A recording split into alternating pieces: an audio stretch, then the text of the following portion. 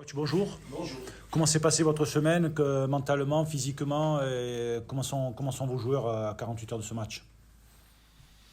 Je les ai retrouvés, on s'est retrouvés lundi après-midi. Je trouve que, en fait, il n'y a pas eu d'euphorie excessive et de joie excessive de leur part. On est reparti sur notre travail du quotidien. Il y avait, alors, tout le monde était très heureux, très, très content, bien sûr, après ce match de Sochaux. Mais en fait, ils sont vite remis au travail et de suite dans la préparation du match de Bordeaux. Est-ce que justement, en interne, dépassionner les choses, ça peut être une bonne chose, les dépassionner, et se dire que quelque part, c'est surtout un match pour continuer une très bonne série, celle qui met le Sporting premier du championnat depuis le retour à la Coupe du Monde? Bah, la difficulté de la gestion de tout ça, c'est que entre ce qui se passe à l'extérieur et ce qui se passe à l'intérieur.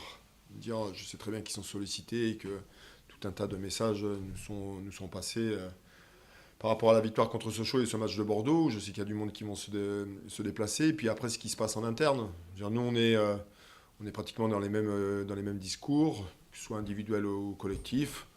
On est dans le même plan de travail, on fait les mêmes choses. Mais en fait, il n'y a rien d'exagéré. Encore une fois, Bordeaux, c'est comme Sochaux. Que l'opposition suffit aussi à elle-même pour préparer le match.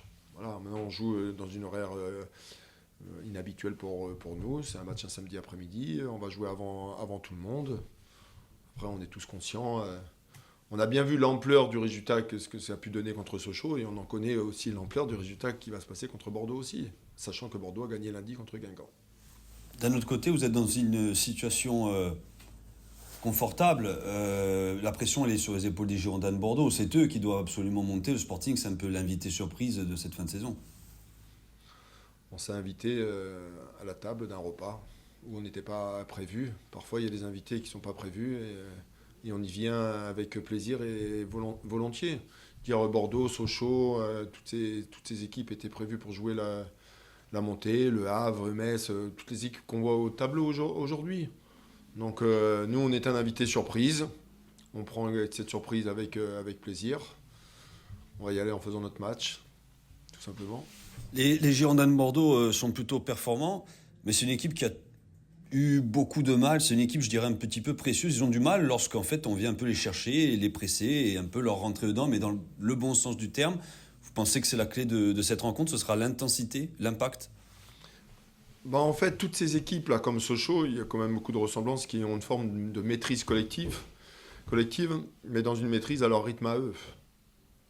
On a bien vu contre Guingamp leur match de lundi, quand Guingamp en fin de match les a un peu bougés, ils ont accentué leur course, il y a eu plus de volume, plus d'intensité dans ce qu'ils ont proposé.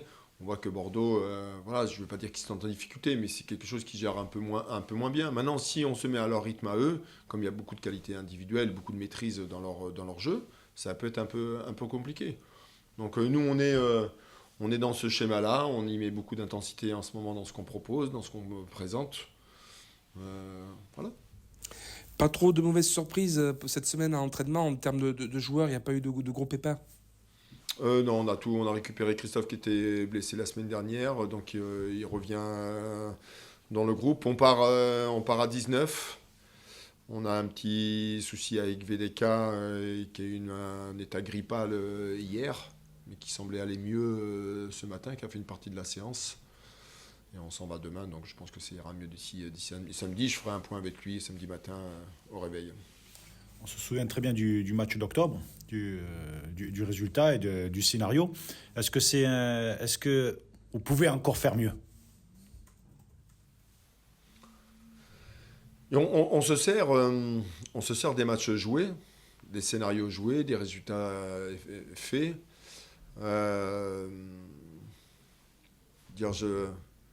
On peut toujours faire mieux. Ma réponse est relativement assez banale. On peut toujours faire mieux.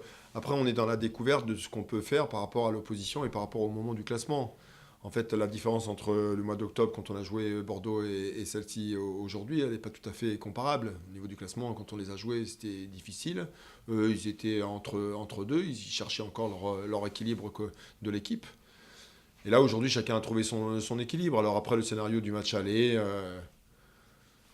Ouais, on égalise sur le fameux coup franc de VDK, mais je trouve qu'on avait fait un bon match. On avait mis beaucoup d'intensité. Eux, ils avaient marqué sur un corner. Ils avaient ouvert la marque.